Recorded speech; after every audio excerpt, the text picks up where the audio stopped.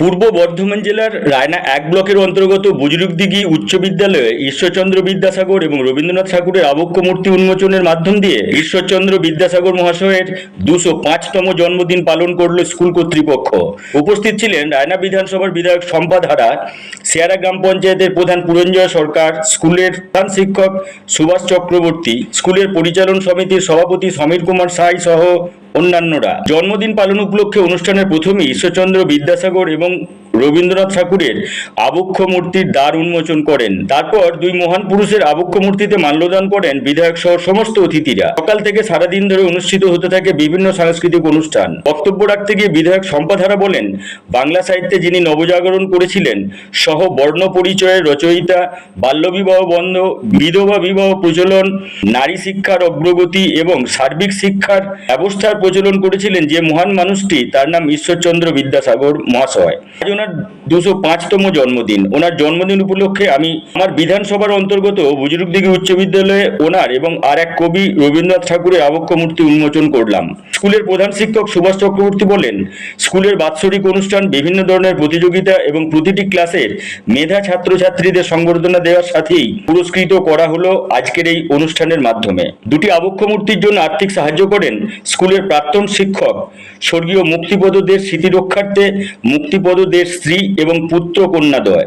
ওনারা উপস্থিত ছিলেন আজকের এই অনুষ্ঠানে।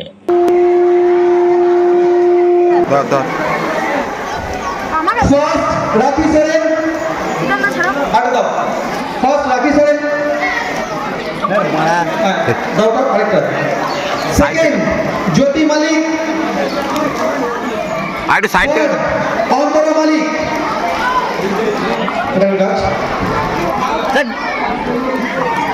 দীপানিতা ম্যাম, দীপানিতা ম্যাম একটু আসুন।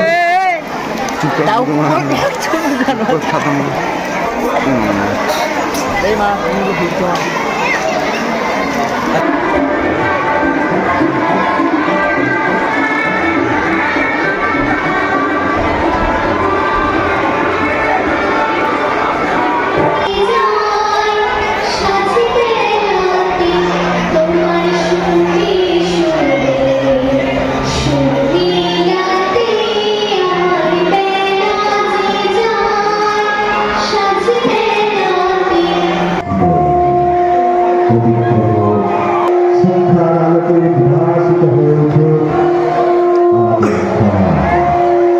আমরা গর্বিত যে আজকের দিনে পেয়েছি।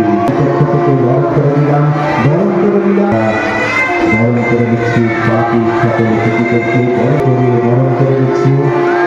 এরপর মাননীয় বিধায়িকা মহাশয়কে অনুরোধ করছি। কত আনন্দিত বিদ্যাসাগর, ঈশ্বরচন্দ্র বিদ্যাসাগরের এই জন্মদিনে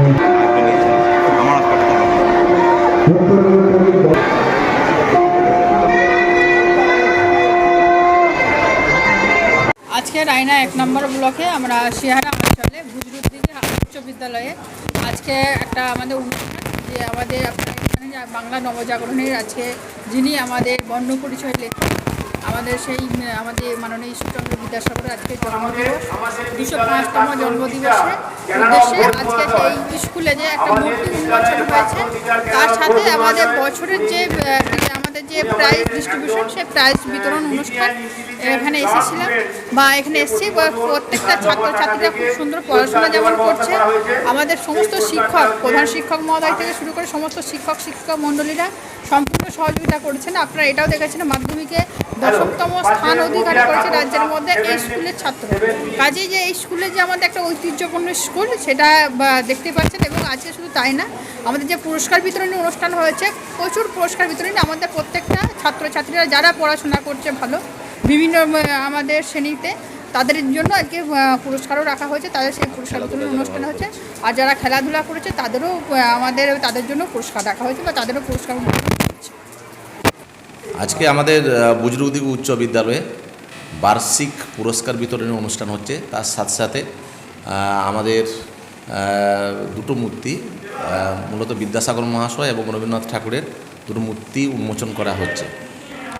আর বিদ্যাসাগরের ২০৫তম জন্মদিন আজকে বিদ্যালয়ে সাড়ম্বরে পালন করা হচ্ছে।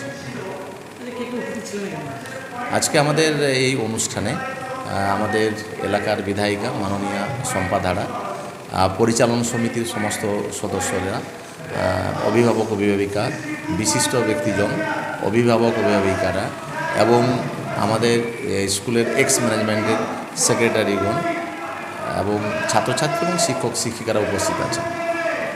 সাথে এখানকার অঞ্চল প্রধান উপস্থিত ছিল।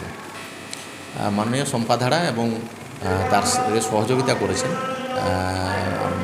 যিনি দাতা, তিনি ওনার পুত্র মাননীয় পঙ্কজ কুমার দে, দুজন মিলে ওরা উদ্বোধন করেছেন।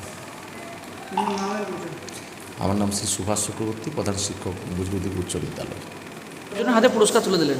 আজকে যেহেতু এটা বার্ষিক পুরস্কার বিতরণী অনুষ্ঠান পুরস্কার বিতরণী, তো স্বাভাবিক কারণে এখানে ক্রীড়া প্রতিযোগিতার পুরস্কার এবং সাথে সাথে অ্যাকাডেমিক্স 2023-এর অ্যাকাডেমিক্সের পুরস্কারগুলো দেওয়া হচ্ছে।